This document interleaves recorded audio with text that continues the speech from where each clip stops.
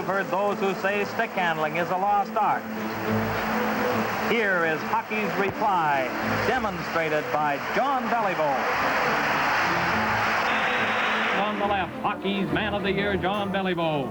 Winner of the Hart Trophy as the player most valuable to his team. Winner of the Art Ross Trophy as the league's top point getter. And in the playoffs, he tied an all-time record. He scored a goal in every playoff game but one. Although at center ice, he gets it over the clear. Going right in and goal. Shoots it, score!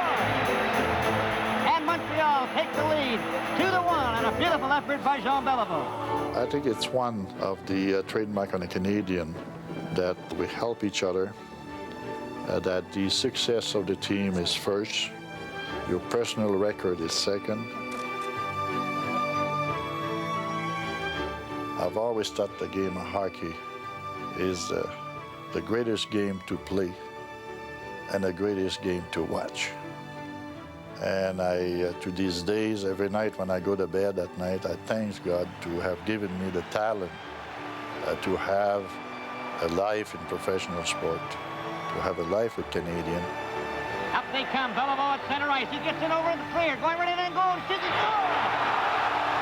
And Montreal takes the lead 2-1, and a beautiful effort by Jean Béliveau. Well, some thoughts from the great Jean Béliveau as we continue to celebrate his life and his Hall of Fame career.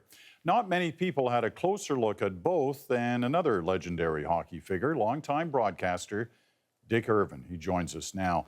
Dick, you know, I've been waiting to talk to you all day because we've been witnessing this parade of people remembering in such remarkable ways Jean Béliveau, but you really did know him and see him up close for a long period of time. Why was he so special?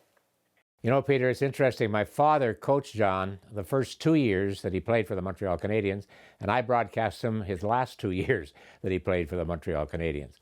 Jean Béliveau was special from the time he was a junior hockey star in Quebec City to a senior hockey star to when he made his debut with the Montreal Canadiens.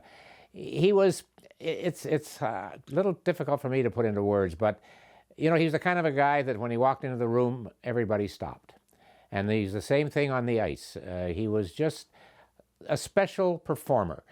I don't know if he got enough credit for the kind of a hockey player that he was. He was wonderful. Glenn Hall, the old goaltender, told me that he didn't get enough credit for being as good a player as he was.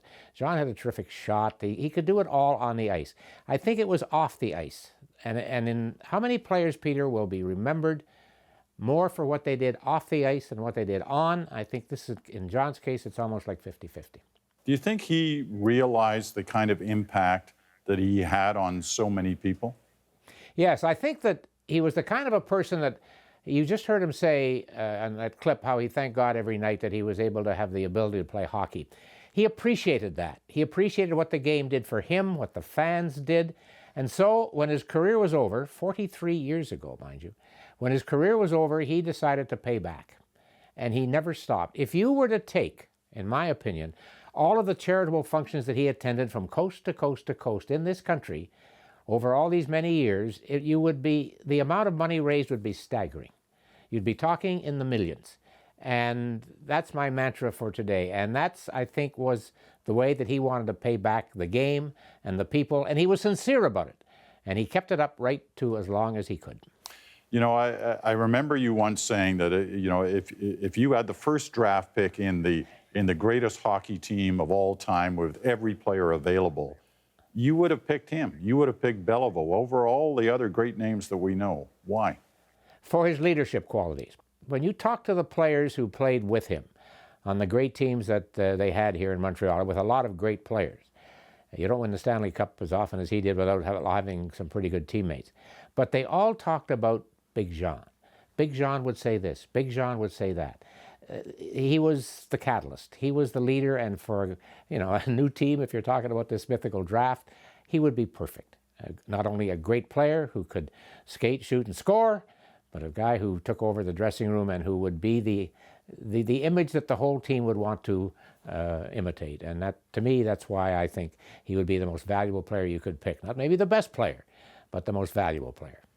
Last quick point. You and I broadcast the funeral of the Rocket back in the day when Maurice Richard passed away. And it was an amazing moment in hockey history and Montreal history. What will next week be like when they lay Jean Béliveau to rest? Very similar. What's got me today is the calls that I've received from all over the country. He touched a very positive chord, not only here in Quebec and Montreal, but from coast to coast, as I say.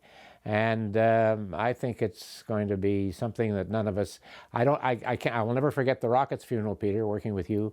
And I don't think when all is said and done, people will forget what we're going to see in the next week or so concerning the late Jean Béliveau. Dick Irvin, always a pleasure to talk to you. Thanks so much for this. Thank you, Peter.